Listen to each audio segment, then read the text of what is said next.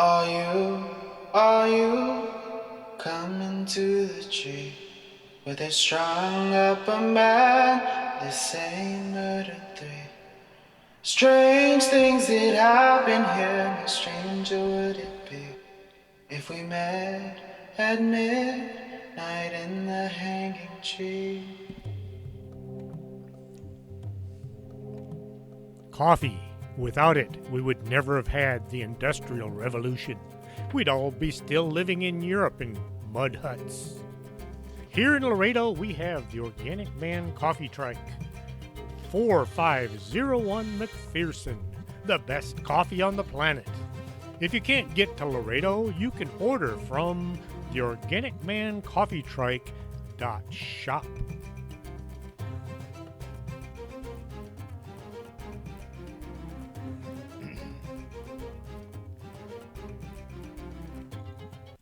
Welcome to Story Time with Chris James, and yes, I am your host.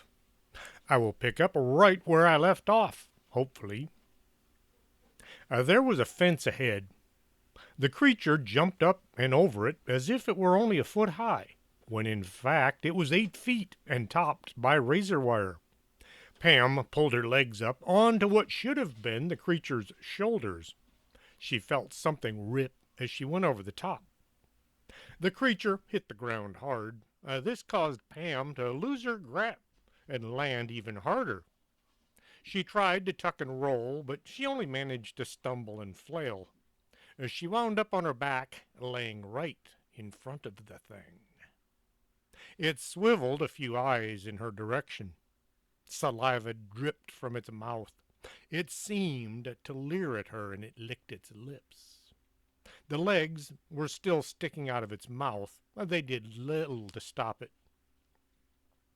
The airport police came screeching to a stop on the other side of the fence.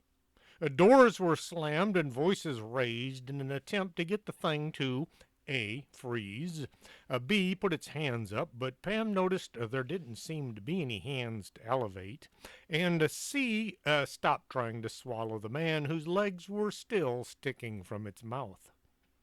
The thing turned and took off into the trees. It ran with those skinny little legs as if powered by a steam engine.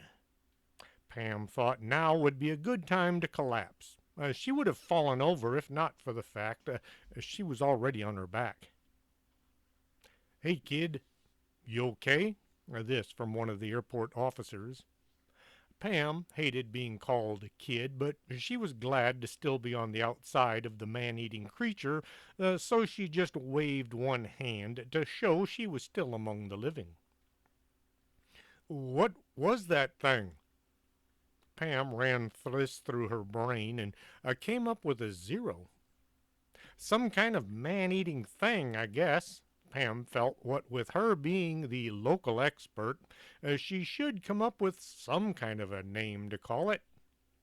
She scooted around until she could get one arm under her, and then she pushed and twisted until her legs were both in the proper location to be used for standing. Pushing down with her feet, her head came up and managed to stay in the upright position. She looked down at her body. Her sweater was gone, hanging from the fence on the other side of the runway. The shirt she'd put on this morning looked as if it had lost a fight with a bear. Both knees were stained with grass and mud. Her legs had long rips in them. There was something sticky all down her front. Leaves and grass had stuck to all the monster's saliva, and she had one red and one blue shoe on. Her sock was poking out of the toe of one shoe. She looked at the fence. Then she turned and looked at the fence running away to her right. She turned and looked the other way. More of the same. "How do I get on y'all's side of the fence?" she queried the officers. There's a service gate just up that way." The officer pointed to his right. "You can walk over and I'll let you in." The gate was just under a mile. Pam got there and found the airport officer waiting. He had unlocked and held the gate for her. It wasn't necessary since the gate kind of stayed open on its own, but he was trying to look helpful. Introductions were passed back and forth. I'll need you to give me a statement as to why and how and where you got into the airport. Security, you know. He opened the passenger door and let Pam collapse onto the seat. Uh, just don't say anything about that weird thing you were riding.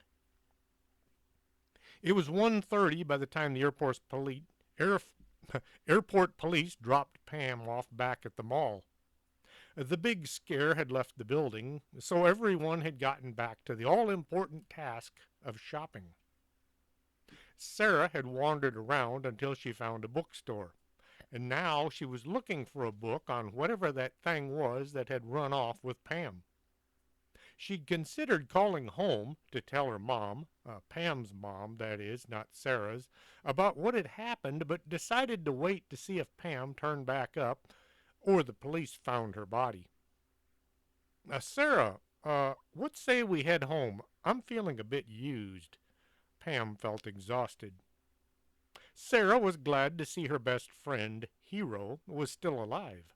Now, this would negate the need for passing on bad news and spoiling tonight's dinner. Don't you think you should swing by and check on the crazy lady? I promised my mom I'd stay away from there once I got Susie squared away, and I don't call her crazy. I call her peculiar. Pam very much wanted to know how things were going at the office, but a promise had been made. After swinging by the athletic store to pay for the new, now slightly messed up running shoes, Pam discovered she had to buy both pairs since she had kind of ruined one of each. They walked out to the truck. Shoppers would make extreme moves to stay clear of Pam, seeing as she was dripping some kind of a snotty-looking glue as she walked. The truck was a welcome sight. Getting in behind the wheel, Pam was about to head for the exit when a voice came from the back seat. It's about time you got here, girlie. I've been waiting too long, and you know time is money. Pam swung around in her seat to look into the back. Sarah knelt on her seat and just stared. Who and how and what do you think you're doing in my vehicle? Pam pulled a can of window cleaner from the console and hefted it like it was a weapon. Look, girlie, I don't need my windows cleaned. I need to hire you to do a job for me. The speaker was a bit, no, a whole lot shorter than Sarah. He could have been 3 feet tall if he had heels on his shoes, which he did. He had on a green hat with a four-leaf clover poked into the headband. His beard came to a point past the end of his chin. His suit jacket was green with black piping, and it matched his short pants. The only thing no green was his shoes. He's a leprechaun, Sarah said in amazement. Pam was about to correct Sarah when she realized the little man in her truck must be a leprechaun because, well, he was dressed for the job. I hate being called girly. She wanted to assert herself right from the beginning. Too bad, so sad, girly. He gave her a look that said, I don't care what you do or don't like. Out, Pam pointed one finger out the window to show the little man what she meant by the word out. Oh, come on, I didn't mean anything by it. He tried to give her a look that said he was sorry, but it failed to come off as anything other than, no, I don't. Pam tried to relax and then got busy wondering what it was this little creature wanted. So, what is it you want to hire me to do? I need for you to track down something that was stolen from me and return it, along with the head of the miserable scoundrel who stole it. The little man pulled a pipe from his pocket and got busy trying to light it. We, can track down your missing item, but we draw the line on heads.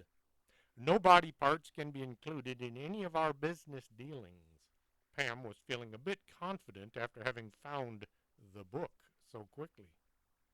Okay, girlie, but I would like to at least know his tuchus was kicked when you find my property.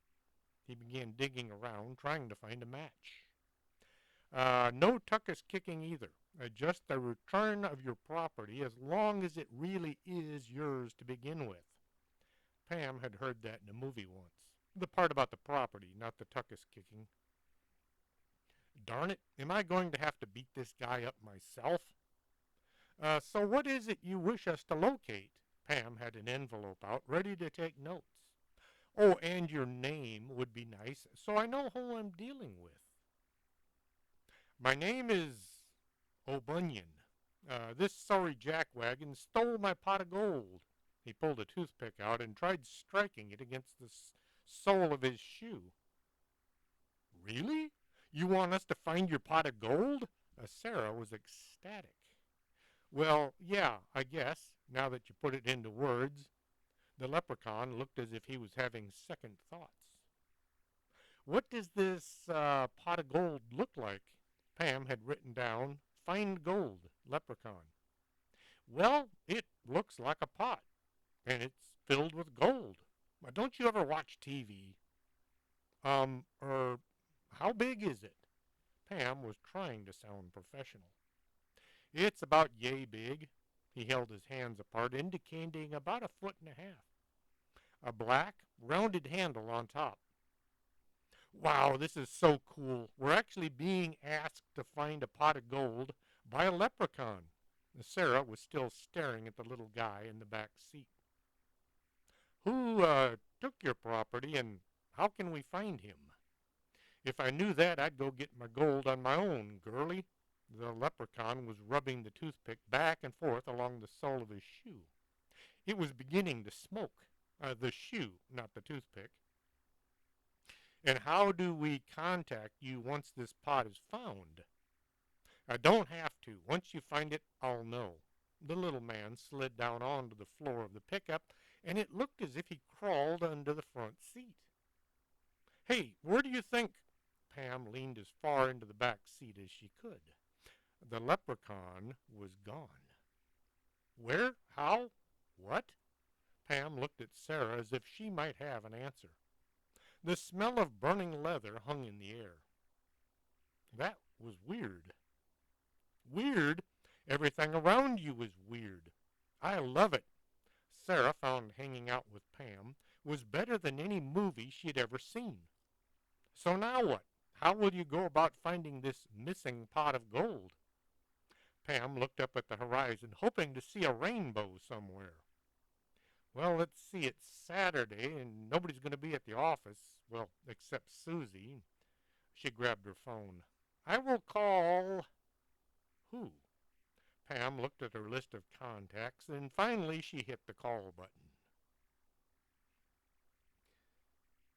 Sarah just gave Pam a look. She was used to these one-sided conversations. The phone rang a few times before being answered. Hey, Bill, can you take a deep look into your mind and see if you can find a pot of gold somewhere? You have a picture of it? Bill needed a visual aid to make his psychic work.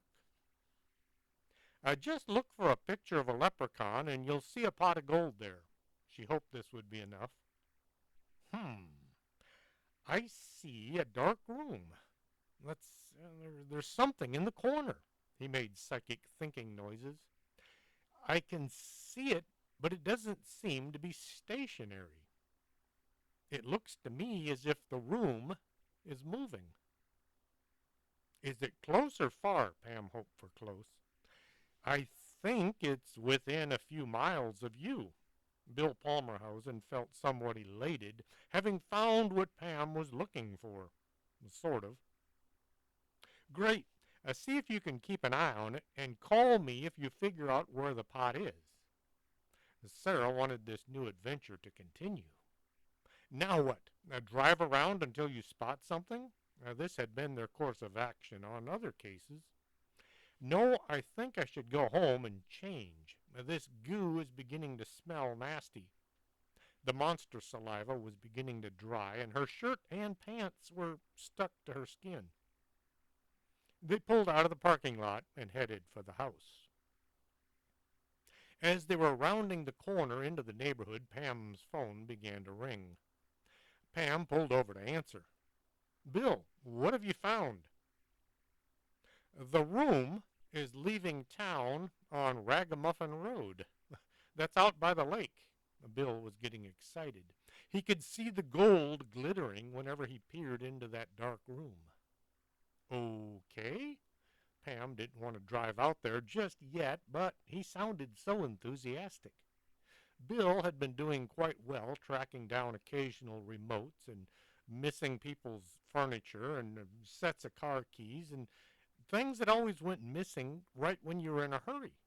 His batting average was quite low, as in zero, when it came to anything big, like when Pam was missing, or Dolores Delanoche, or Barbara. What's her name? Okay, we'll drive out and have a look. Let me know if you see anything else. She hit the end button and looked at Sarah. You sure you want to go? Yes, this is way cool. Let's go. How often can you say you actually found a leprechaun's pot of gold? Sarah was bouncing up and down in her seat. Pam pulled away from the curb and headed for the lake. Traffic was light on the drive out to the lake. The closer they got, the more Pam wished she knew which part of the lake she should try. Her phone began to ring. Pam handed her phone to Sarah. This is Pam Bogus's assistant and personal secretary. How might she be of help? Sarah had been practicing her answer. Could you tell her the room is pulling into the state park? Bill didn't know Pam had a secretary, let alone a personal one. He says the thing is in the state park. Anything else of use? Pam turned onto the road heading to the park. There's a bunch of trees and a lot of water. Bill was doing his best to describe what he could barely make out in his mind. It would have helped if he'd turned his TV off and stopped watching, as somebody was trying to teach him how to make Halloween cupcakes. 10-4 out here. Sarah hit the end button. She'd been watching a lot of detective movies lately. Pam stopped at the front office and rolled down her window. The park official opened his window and just stared at Pam. The leaves and grass had mostly fallen off, but she still looked like she'd spent the night fighting something. Howdy, sir. I need to ask, has anyone come into the park in the last 30 minutes who might be driving a house? Oh, this sounded so bad now that she said it out loud. The park official just stared at Pam, and then he smiled. Pam Bogus, you were here back in June. The haunted old building, remember? Oh, yes, the haunted outhouse, where Pam had gotten lost and nearly eaten by some unknown flying thing. Pam noted the outhouse was no longer near the office. The park official looked right and then left before leaning further out the window. So, you're here following someone? Is this something to do with weird and mysterious beings? Some kind of a cult, maybe? No, sir. I'm trying to find someone who might have come in here recently driving a house. No houses, but there are a bunch of RVs here, and you could call those mobile houses. And now that made sense. Pam should have figured that one out on her own, but what with all the really weird things that she'd seen and heard over the last 5 months, she automatically thought zebra when she heard hoofbeats. Where is the last one parked? The last RV is parked at site number 42. Now just follow the road around to the right until you see the lake. He held out a map of the park with all the RV sites listed. One he had circled with a pen. Pam passed her official state park passport over. Now, this had been given her after the bag had solved the mystery of the weird noises coming from the outhouse. Once all the paperwork was done, Pam stuck the receipt to her windshield with a piece of Scotch tape, then went looking for site number 42. The road wound around through the trees. Sarah rolled her window down to get a better look at all the trees and things as they moved along the winding road. As soon as the lake came into view, Pam began looking for the little wooden marker that announced the site numbers. 40, 41, there it is, 42. The site was right on the water. It was a spectacular place. Trees all around, giving shade in the summertime and blocking the wind in the winter. The picnic table was in good shape, and it was covered by a cedar roof. The RV, well, that was another thing. It was an old Class A RV from back when they built to look industrial. It probably looked good back in the 60s when it first rolled off the showroom floor. It had gone down a bit since then. The sides were dented and some of the aluminum was torn. The rubber around the windows had mostly dissolved and had been replaced with caulking, caulking in many colors. And now some of the caulking was turning black from mold. There were black streaks everywhere. The rear bumper had been used to, well, bump things, lots of things. It was bent in on the right side and out and to the left on the left. Pam wondered where the campers stored their sewer hose now. The 6 tires were each a different type, and none of the tread or the sidewalls matched, and the rims were all different as well. All the windows were covered with aluminum foil from the inside. Wrinkled, old, nasty aluminum foil that looked like it had been used to cook at one time. It was held in place with duct tape. There were small tears here and there from someone looking out. Pam drove by, looking for any signs of the campers attached to the RV. Well, it's already hooked up. They might be in there or out walking. She kept going, trying to not look suspicious. What do you think? Kick in the door and demand the gold be returned? Sarah was brave as long as the threat was distant. You can't kick in the door. It swings outwards, and besides, we don't exactly have a warrant or anything.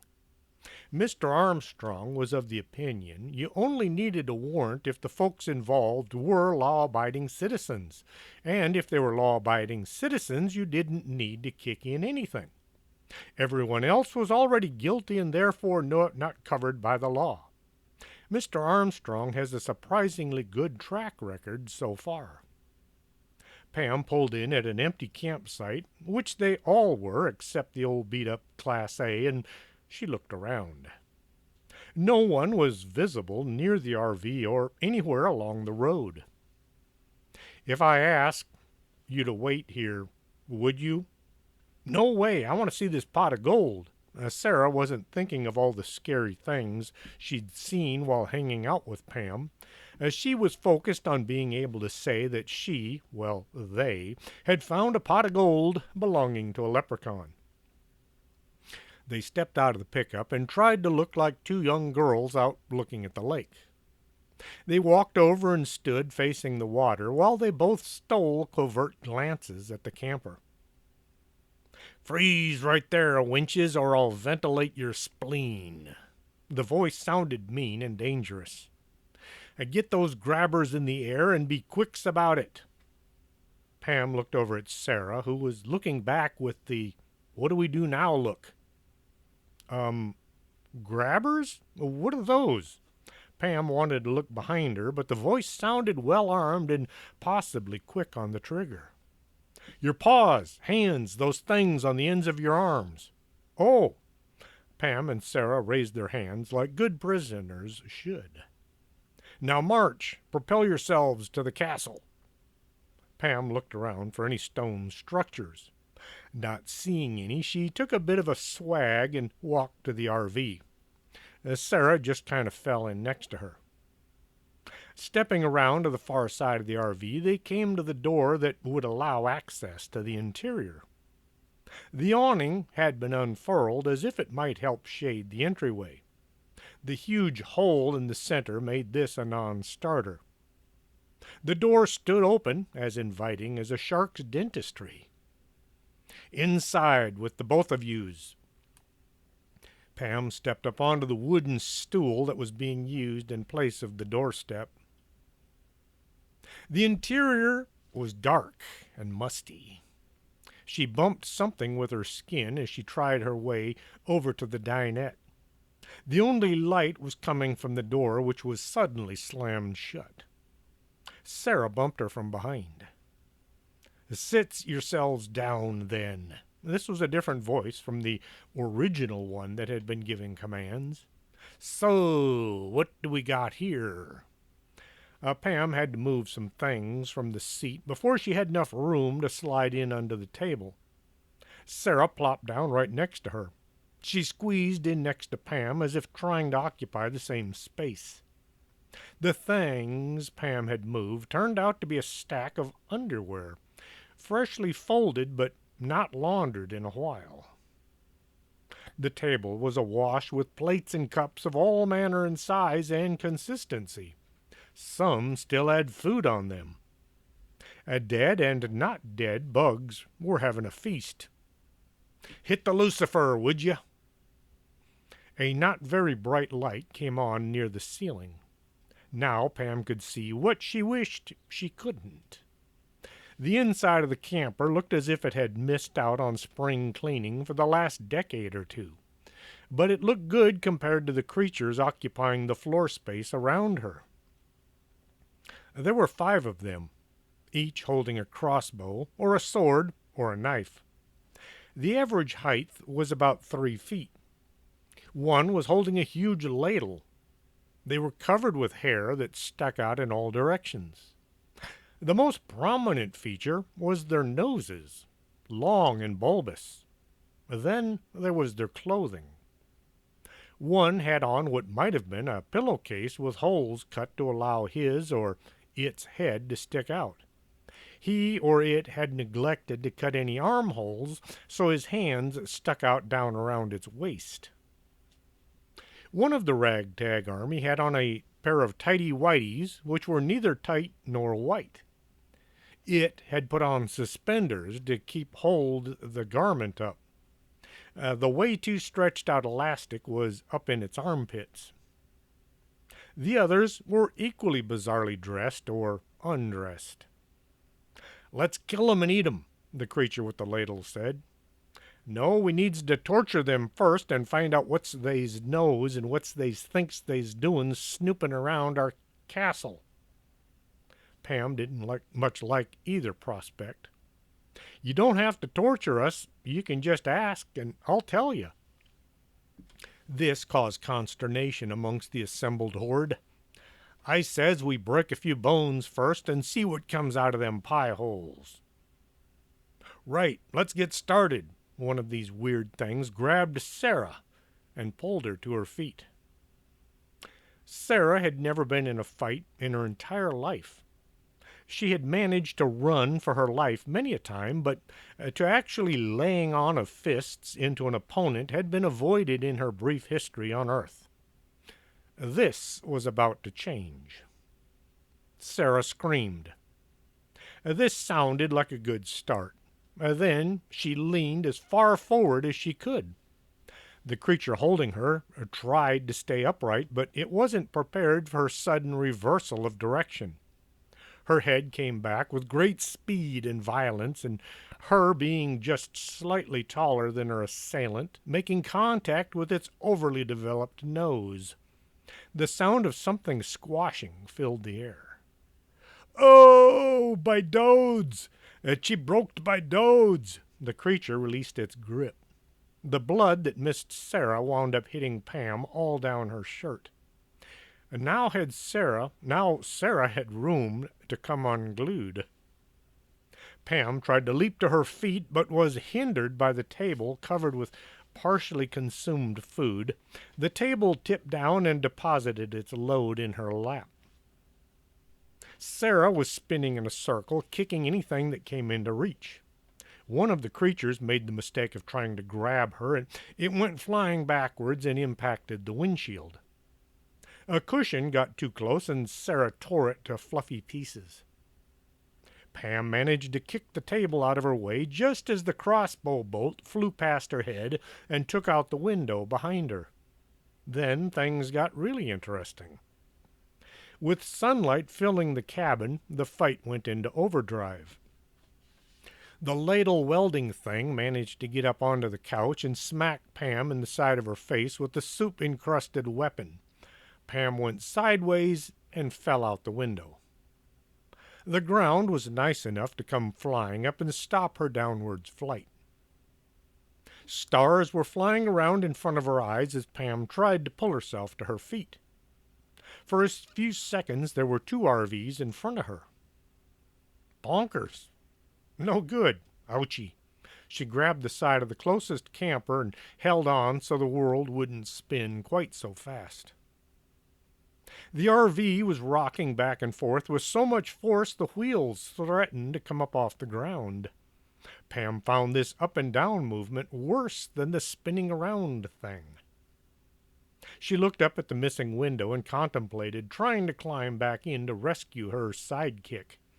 Isn't that what heroes were supposed to do? Rescue the sidekick during a fight scene?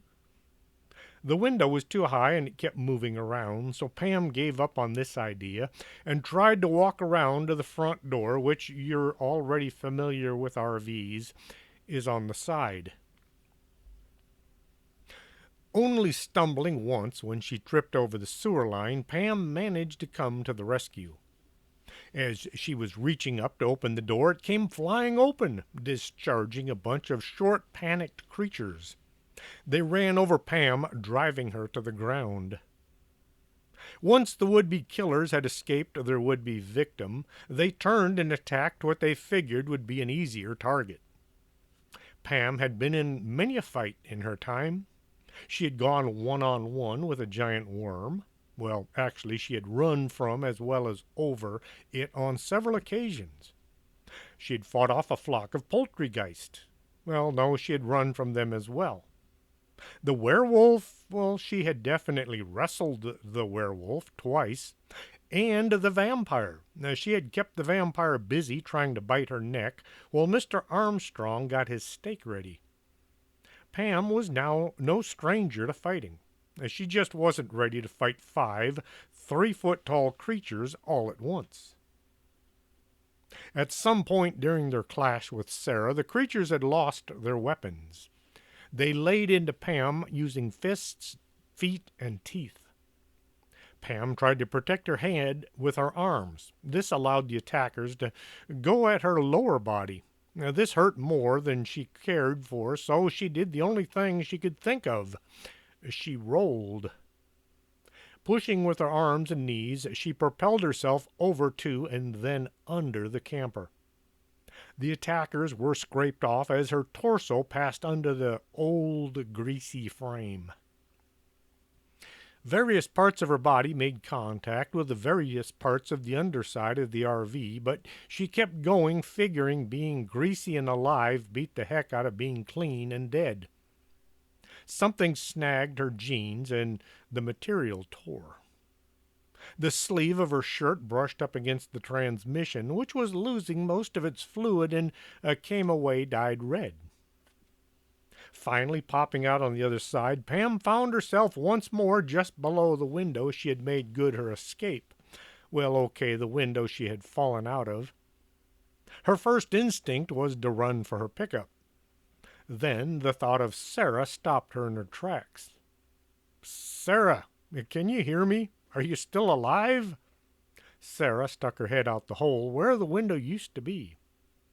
"You should see all the stuff these things have squirreled away in here." "Oh, really? Did you find the pot of gold yet?" The sound of hostile activity behind her got Pam's attention. Looking over her shoulder, she saw she was surrounded again.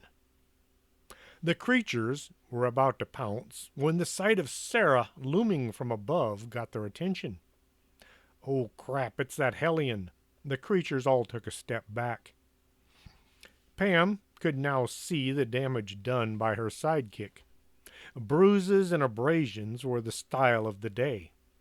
One of the beings had an arm held close to its chest. Another was only looking with one eye. The other was swollen shut. Several had blood dripping from what looked like broken noses. "Looks yous, we don't need none of you's trouble." This from the thing, a he or maybe a she, that was still holding its crossbow, which no longer had its bolt. Pam wanted to answer. She also wanted a hot shower and some clean clothes, but for now, answering would be nice. "Who are you guys, and where's the gold you stole from O'Bunion?" The creatures all kind of stood around, mumbling amongst themselves. The one in charge, or at least the he, or maybe the she, seemed to be in charge, tried to stand tall, all of 3 feet. "We is the Pugwajees, fearsome warriors from the far northeast. We's down here on vacation." She looked up at Sarah, and the voice kind of gave it away, still hovering above their heads. "We's been picking up a few souvenirs as we's go, so I don't know nothin' about no O'Bunion or pot of gold." "The pot of gold?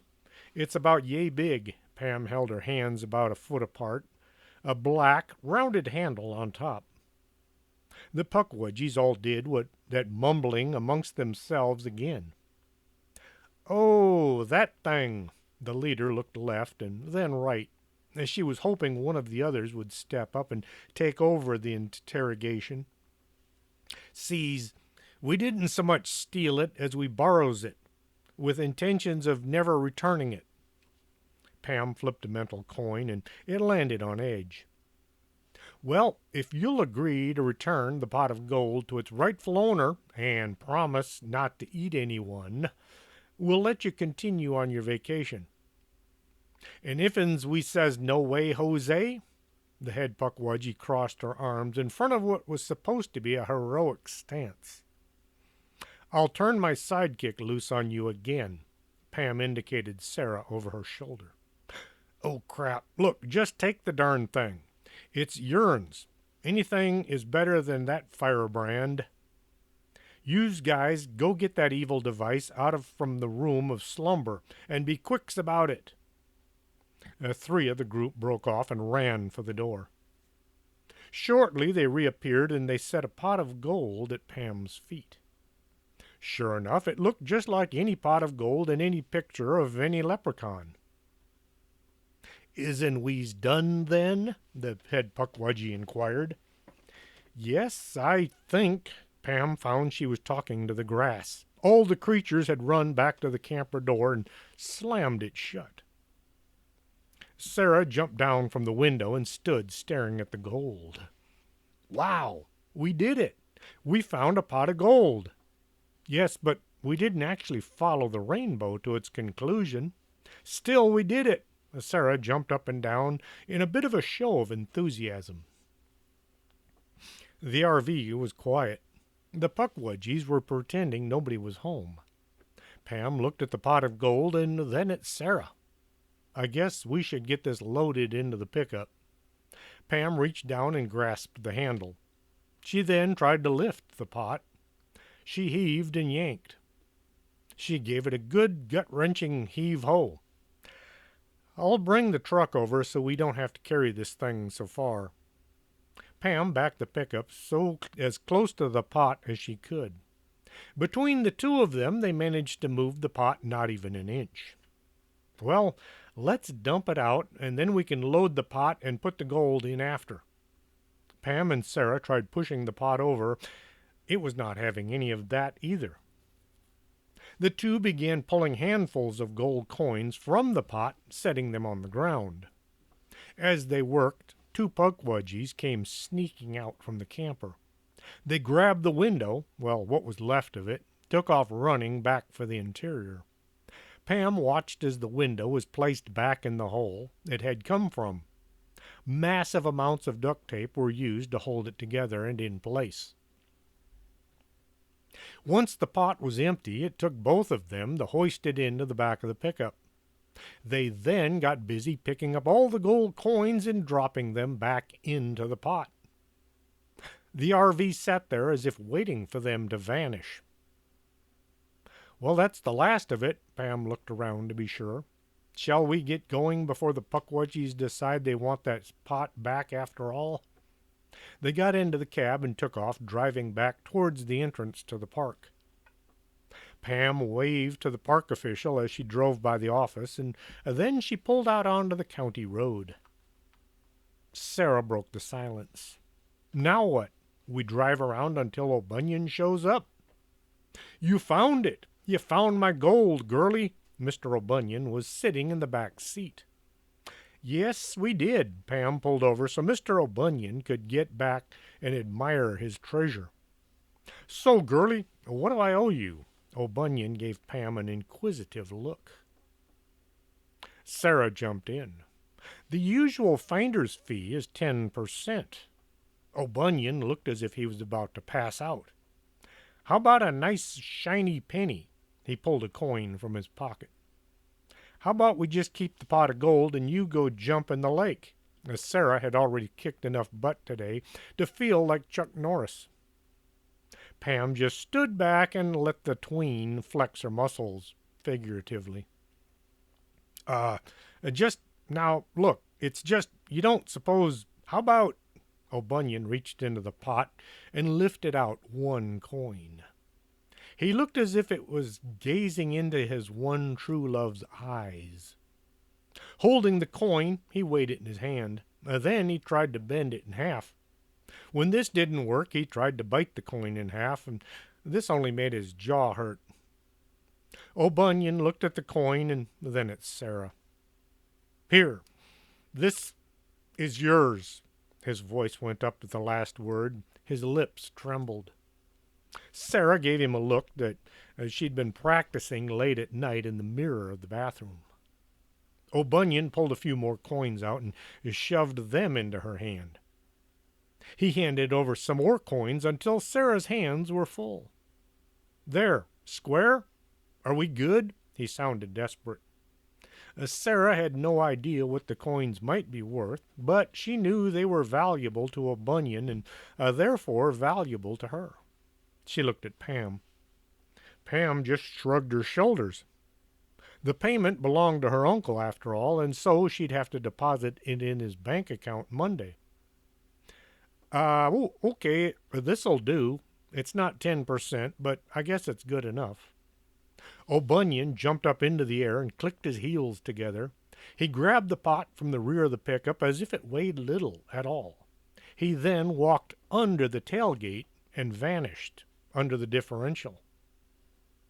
Now this is a weekend to remember. Sarah needed help carrying the gold to the cab of the truck. They arrived back home just in time for dinner. As Pam walked into the dining room, Paula nearly dropped the rice and beans casserole. What happened? Are you all right? Do you need a doctor? Who did this? Is anything broken? Did you go to the office? She was just a bit suspicious Pam had not heeded her promise.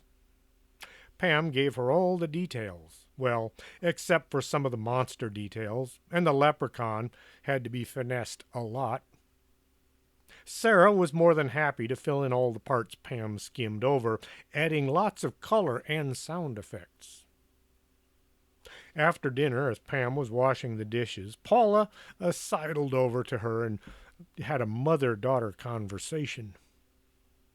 When I told you to stay away from the office, I just thought it was a bit too dangerous. She tried to think on how to say what she had to say. I see that no matter where you go, trouble just kind of follows you. Paula decided to rip the bandage off, figuratively. If you hang out at your uncle's office is no less dangerous than visiting the mall, then you might as well be where you feel the most useful. Really? You don't mind? I just feel so much better knowing I'm doing something to help out. They then got busy talking about all the things mothers and daughters talk about when they have found the time. Things like how to field dress a turkey or how to fold a fitted sheet. And also how to remove a rabid raccoon from an air duct. Pam drug herself upstairs and into the room she shared with Sarah. Dropping her purse on the bed, it took all of her energy to stumble to the bathroom. There, she began pulling her clothes off, which took a lot more effort than it should have. Everything was glued to her body with dried monster saliva. The shirt was stained with grease and transmission fluid. One sleeve was missing, as well as most of the buttons. Her pants had both knees torn out, as well as the seat. Oh man, I was running around like this all day? Well, at least the last few hours. She was glad her shirt was long enough to have saved most of her dignity. The shoes were ruined as well. They had lasted all of one day. A good thing she had the mismatching pair to wear. The side of her face had ladle-sized bruise. There were teeth marks everywhere. She was about to say what else can go wrong, but she knew better. Chapter 6. Sunny Day. Sunday is the day families are supposed to be together. They went to church and then sat down to have a big lunch. It wasn't until the dishes had been washed and dried that Pam remembered she hadn't checked on Susie since leaving her at the office yesterday morning. Mom, I need to go to the office just for a minute to check on Susie, make sure she hasn't burnt the place down or anything. Paula was about to say no when she thought about whose idea it had been for Pam to get a job in the first place. Yes, but only for a minute. You need to pay more attention to your life and less to that office. She gave Al a look as if to say, this same thing goes for you. He worked way too many hours as well. Sarah wanted to go along until she tried to stand up. After all the fighting yesterday using muscles she had kept in reserve for life-threatening moments, she found just sitting on the couch, not moving, might be a better course of action, or inaction. Pam arrived at the bag office and looked at the front of the mansion. The building was still standing, so that was good. She got out and stepped up onto the porch. The front door stood open, which was normal. Stepping inside, she saw Sharma standing by the door to the basement, her ear pressed against the wood. Prince Wapo sat on Hildy's desk, looking at her and wondering why this dark-skinned woman never tried to pet him. Not that he would have allowed it, but the idea she never tried bothered him. Is Susie still down there? What's she doing? Pam whispered, since it looked as if the situation called for quiet discretion. She's been down there all night, shuffling papers around. She got in an argument last night with Bonnie, but I think Mrs. Hatchett interceded and got them to stop. Where's Dan? Is he keeping tabs on Susie as well? Pam looked around for Sharma's husband. No, he went out back to see what the Civil War boys have been doing with all that corn they grow. Do you think it's safe for me to go down there? Pam was worried Susie might have an episode or 10. Sharma looked over her shoulder at Pam, and she made thinking hard faces. I guess so. That is, I don't see why not. Sharma put on a sudden thought look. Isn't Mr. Armstrong's arsenal down there? Yes, but they're all locked in his office. The rope should keep no one out. Sharma, would you go first? I mean, it's not like she can shoot you. Well, you know. No problem. I'll slip down first, but you are right behind me, right? Sharma carefully pulled the door open. The stairs going down looked less inviting than the entry to, say, Leavenworth's federal prison. But the two pumped up their courage by thinking how they didn't want to look chicken to each other. Taking a careful movement onto the first tread, it made a loud creaking sound. Well, that went well, Sharma whispered.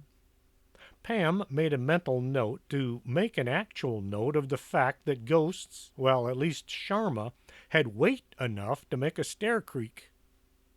They ascended the stairs as if moving into the bowels of Hades. As they reached the last step, they both looked to see if the rope was still stretched across the entry to Mr. Armstrong's office. It looks as if no one has been in his office yet. They worked their way along the soon-to-be hallway and out to the dirt floor. Way in the distance were piles of paperwork, neat and tidy piles, hundreds of them.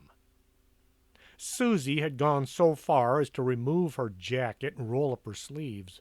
She looked exuberant. "Wow, you guys had quite a mess down here. All I need to do now is put everything away." She set a handful of forms in a nice, neat stack. The huge pile of police reports, as well as sheriff's files and DPS records, was gone.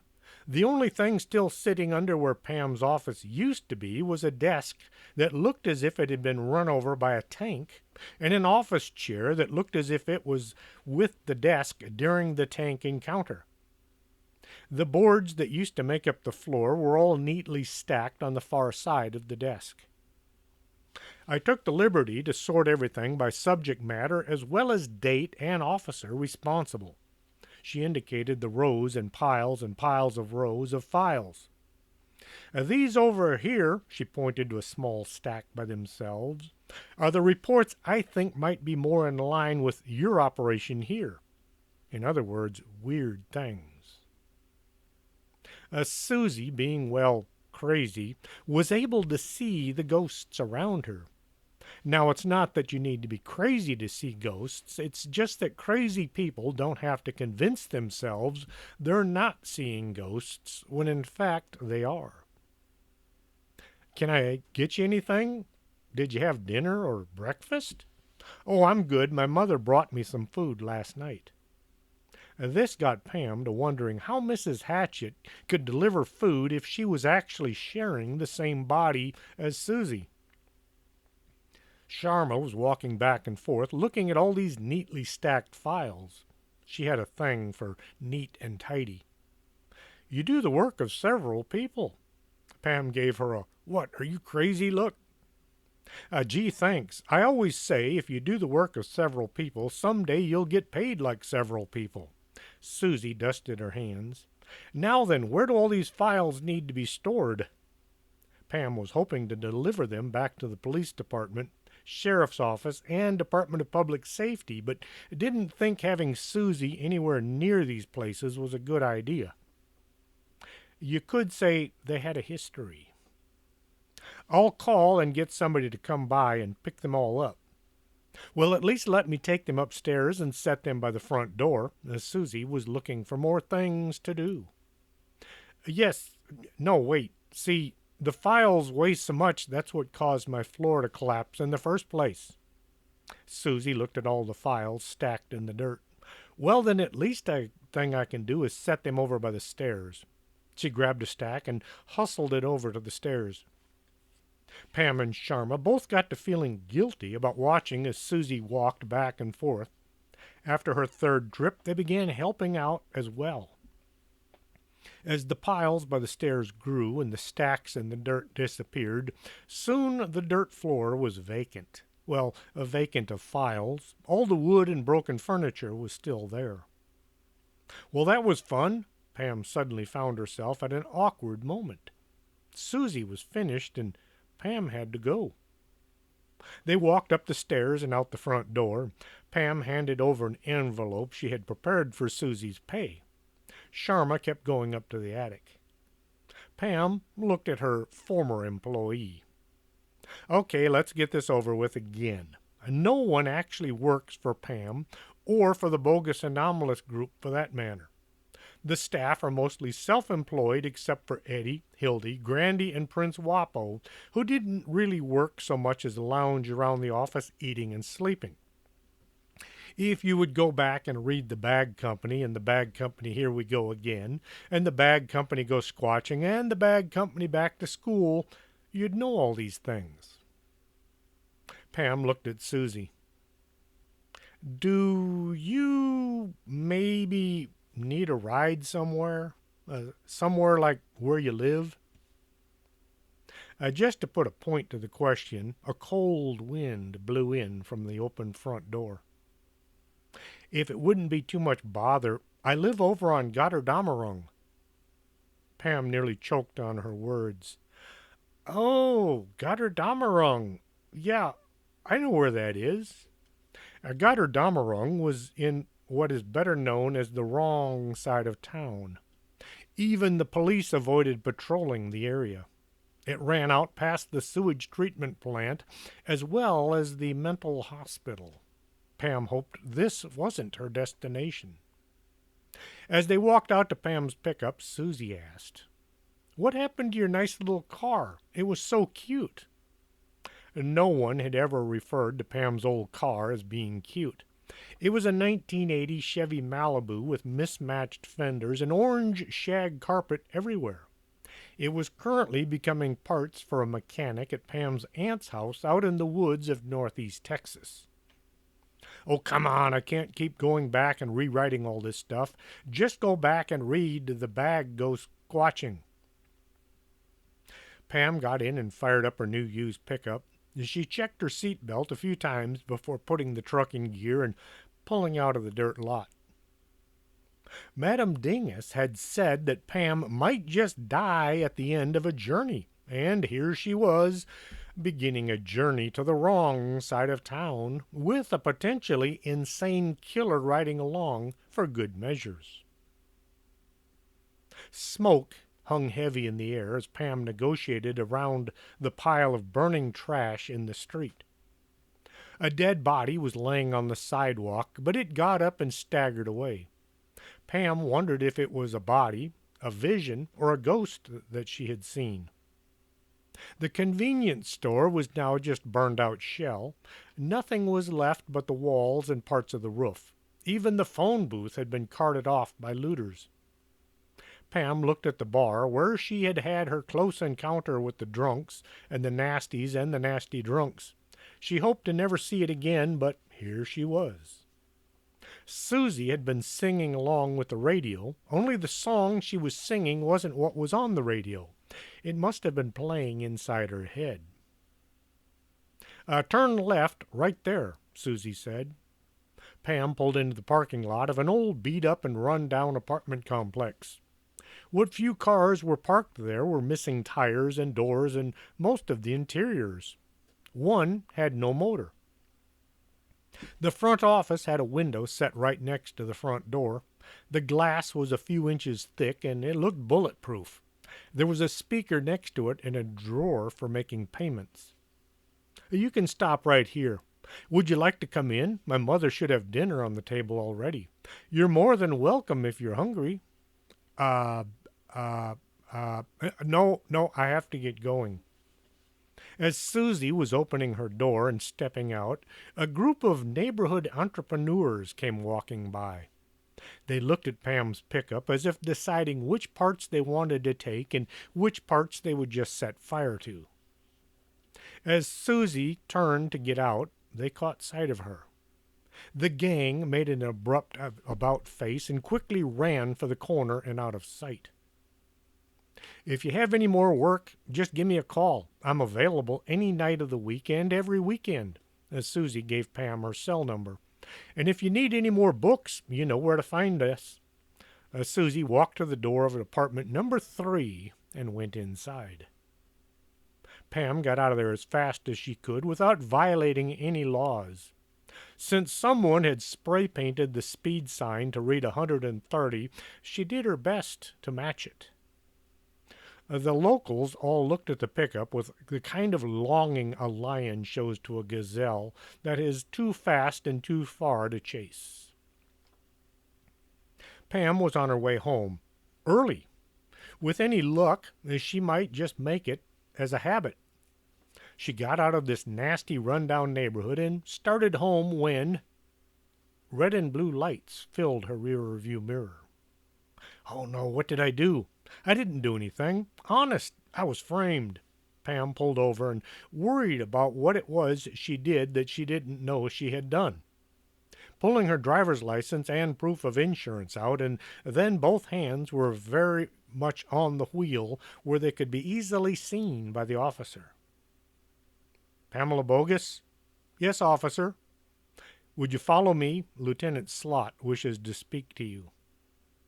The police officer pulled away, and Pam got busy following. She soon realized that they were heading for the airport. Maybe it has something to do with that thing from yesterday. Pam followed the patrol past the airport and into the warehouse district. Cargo planes dropped off their shipments and trucks picked them up around here. The patrol car pulled into a driveway and stopped. Pam could see Lieutenant Slot standing in the doorway to a warehouse with his hands in his pockets as if contemplating something only he could see. You wanted to see me, sir? No, but yes, the lieutenant scowled at the walls, and then he turned to her. That thing you encountered yesterday at the mall, the one that ate that guy? Well, it spit him out back in this warehouse. He looked at Pam. I need for you to use whatever it is you used to figure this out and close this case quick. Pam looked around but saw no chalk marks showing where the body was found. Instead, there was a dark stain that kind of resembled a body. Was this where the body... Oh, he wasn't dead. He's recovering at St. Vitus right now. Oh, who was he or who is he? Slam Chunks, Martin S. Works at Hal's Used Cars. Thinks of himself as a ladies' man. Pam looked at the stain. She then looked at the walls. Nothing was jumping out, telling her what was going on. It sounds kind of like what happened to Mr. Gorgonzola and Madame Dingus. The lieutenant gave her a blank look. Miss Dingwhopper? Oh, yeah, your mom. The same M.O. Eats them and then pukes them back out. He looked over at Pam. Whatever this thing is, it's causing a lot of noise from the commissioner's office. Noise from the commissioner's office makes my boss mad, so the sooner you can find this thing and drive a stake through its heart or sprinkle some salt on it, the better. The lieutenant pulled a bundle of papers from his back pocket. This is everything we got. He handed the papers to Pam. Clean this mess up as soon as you can.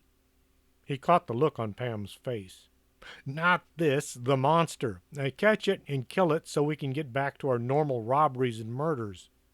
He sauntered out the door and was gone. Pam had a look at the papers he'd given her. There was a Slam Chunk's name and address, as well as something about him Pam wished she didn't know. The guy sounded like a real creep. She also found a report on Gorgonzola and Angela Dingwhopper. And with that, I am going to break off. Stay tuned, and hopefully the next portion of this breathtaking story will be out soon. Until next week, this is Chris James for Storytime. And I can't find the button to play the music. Are you coming to the tree where they strung up a man? They say murder 3. Strange things that happen here, how stranger would it be if we met at midnight in the hanging tree?